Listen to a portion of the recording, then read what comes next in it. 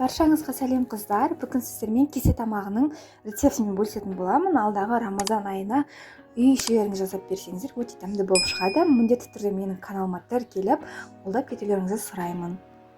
Ең алдымен ұнымызға май, тұз, жұмыртқа, разрехит және суды құйып, жақсылап қамыр илеп алатын боламыз. Күнделікті тағамдардан ерекше етіп жегіңіз келсе, міндетті түрде жасап көріңіздер. Және де мен бұл жерде фаршты қолданатын боламын, яғни тартылған ет. Сіздер тауықтың етін немесе кәдімгі балғын етті пайдалансаңыздар да болады. Осылай қамырымды тұндырып қоятын боламын аз ғана уақытқа, одан кейін салмасын дайындаймыз. Ең алдымен пиязды, одан кейін капустаны жақсылап майда етіп турап алатын боламыз. Капустаны да майда етіп тураймын, және де кішкене сәбізді майда етіп турайтын боламын. Шыны керек қыздар, холодильникке қандай көкөністер қалды, мен соның бәрін қосып жібердім деп айта аламын. Одан кейін картошканы да 4-1 етіп тураймын. Одан кейін перец, сладкий, кислый перецті осылай кішкене қосып жіберемін, әдемі дәм беруі үшін. Пияз, капуста, сәбіз мен барлығын жақсылап қуырып алатын боламын. Одан кейін жақсы қуырылғаннан кейін үстіне тартылған етімді салып, оны да жақсылап қуырамыз. Үстінен оның картошка саламыз және де перецімізді салып, дәміне қарай тұзын, бұрышын немесе спец салсаңыздар да болады.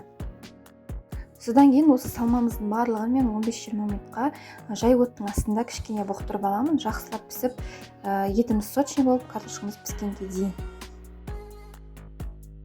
Күнделікті тағамдардан ерекшелеу болып шығады, және де көп уақытыңызды алмайды. Енді мен қамырымды 7 бөлікке бөліп аламын. 6 бөлігіне кесе тамағын жасайтын боламын, ал бір бөлігін жаңағындай қазанның қақпағы дейміз ғой, сондай сияқтырып тәж жасайтын боламыз. Осылай домалақ қойып, ұнды сеуіп, жақсылап, өзіңіздің қалауыңыз бойынша көлемін жоққа немесе қалыңдай етіп жайып алыңыздар. Және де мен шай кесесінен сәл үлкендеу ғана кесені пайдаландым. Соның ішіне қамырды орналастырып аламыз.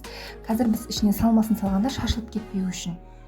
Осылай салмамызды салып алатын боламыз, және де қамырымыздың бір жағына жиыра отырып, осылай бөгіп аламын. Астың жағына қарай қаратып, бұл қамыр бір-біріне бітісіп кетеді, ашылып кетпейді.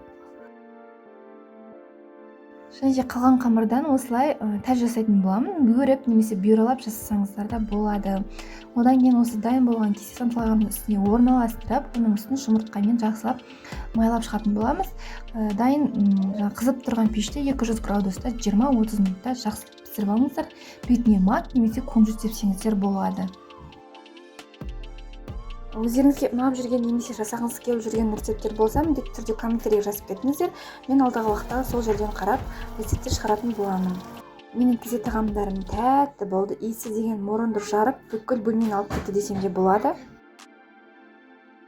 Іші де сырты да жақсы болып пісіп шықты, сочный болып, міндетті түрде жасап көріңіздер.